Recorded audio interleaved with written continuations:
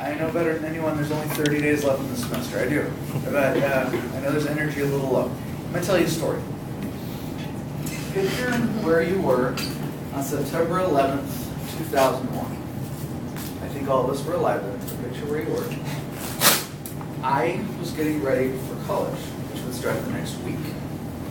An idea of how young I am. So I get ready to go to college, and I'm there for about 2 years. I get mono, I have to drop out, and I sort of drift my way to Sacramento, where I enter Sac State here in 2004 again. I drift through, and I leave in 2006. I head over to Sac City a few years later. I do a few semesters and classes there, and I find myself back here a year ago. The reason I bring this up is the word apathy. I was a little apathetic, emphasis on pathetic, in my educational coursing. And it's taken me 13 and a half years. God willing, I graduate in 30 days, but it's been a very long course. And to parallel that, Toastmasters, this group has been a little bit like that too, in the sense that we are the third Toastmasters group here at Sac State in the last 10 years. 2 of them don't exist anymore. They came, they saw, they died, and then this one eventually rose up. And the reason I bring this up is our spotlight tonight is who is going to lead us next semester. You notice there's a lot of blanks. The names that there are, the candidates on the right, are not enough to lead a group. This group will fade into the mists of history too if people do not step up. It's that simple. You can choose apathy, like the long college career cabin. It takes you 13 and a half years and you never quite commit and it just sort of drifts along. Or you can choose commitment. You can step up, you can lead, because a lot of you are very good speakers. All the speaking slots are lined up. So you're speakers, just not leaders yet. We got to do that second piece of the group too. So, I'm going to challenge anybody in this group that is not alumni or graduating to come up and write their name as a candidate in any of those positions. If you're here next semester, you're at least a part-time student, and you are a Toastmaster member, you are eligible to be a person. I have a question. Can you quickly explain the roles of the positions that are not filled? Sure. My job is Vice President of Education. My job is to make sure there's an agenda every week. There's people presenting.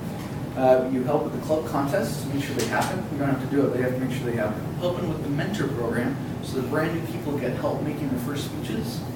And I always forget the fourth part. This should be important. Oh, the educational program, the Competent Communicator and Competent Leader books, and they help people get to those goals so they get their certifications. Vice President membership, the job is to get butts in the seats and to have them sign up and become Toastmasters. There's a really good turnout. If I had to count, it's one of the highest we've had this semester. So, Marcus, you're doing something. Public relations, what Deanna's been doing for the last year, and that's also getting butts in the seats. That's working on getting people to know about Toastmasters on campus. Treasurer is the person that makes sure that we are not in debt, that we have money to buy print material, ribbons, anything that we need to make this group move forward. Sergeant at Arms. And fundraising. Yeah, absolutely right. Fundraising. Sergeant at Arms is the person who is responsible for all physical parts, having the room ready, having the room to go, having the equipment here, having the banner, having all the physical part of that group. Is there anybody who's willing to come up and step? Because let me put it this way. If you don't, there probably won't be a meeting in January. It's as simple as that. Anthony and I and Adrian will not be here. We can't help anymore.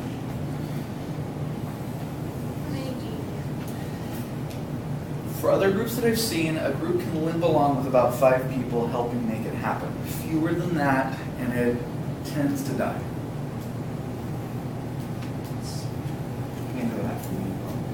And just to make sure, so that time is set in stone, 6 to 7:30 Wednesday?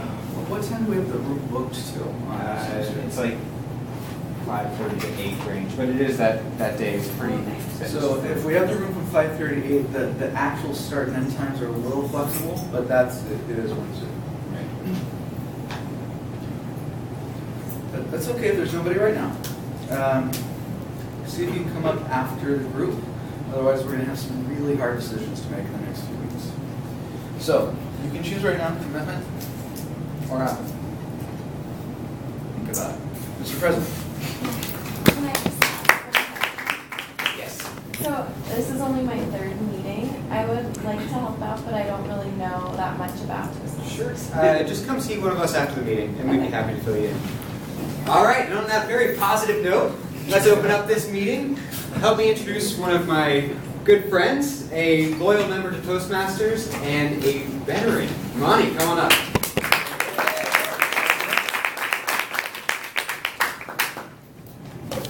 Good evening, everyone. It's really nice to see so many new faces. So many faces. It's great. It's just great all around. Tonight, our theme is going to be where'd it go? Commitment versus apathy. Aware the Day is Insidious. If you guys don't know what that is, that's a movie. It means proceeding in a gradual, subtle way with harmful effects. So we're gonna have to see how I'm gonna figure out how I'm gonna use that too. That was a joke. With that being said, let's actually bring up somebody who knows how to tell a joke, Mr. Elliott. Right?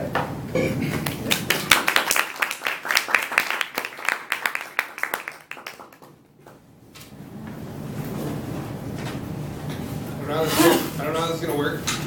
This is a knock-knock joke. I've never done that to a huge group of people. But knock-knock. Who's there? Impatient cow. Impatient. So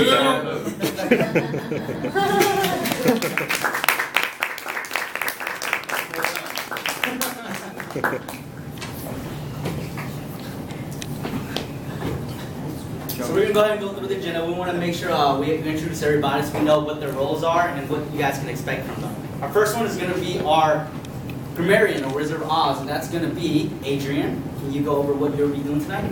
Yeah, so I'll be going over the ums, uhs, filler words, double clutches, anything you guys say, and keeping track of them, and letting you know how well you did at the end of the meeting. So. Okay. So next up, we have our timer report, and our timer, Mr. Anthony, our president. I'll be keeping track of the time for the speeches, evaluations, and the table topics portions. They're a little bit different for each section, but I'll go over the speeches now. For Elliot and Cindy, at 5 minutes, you'll see this green. At 6 minutes, you'll see this yellow. And at this red, you'll have 30 seconds to wrap it up. And for Annabelle, at 4 minutes, you'll see this green. 5 the yellow.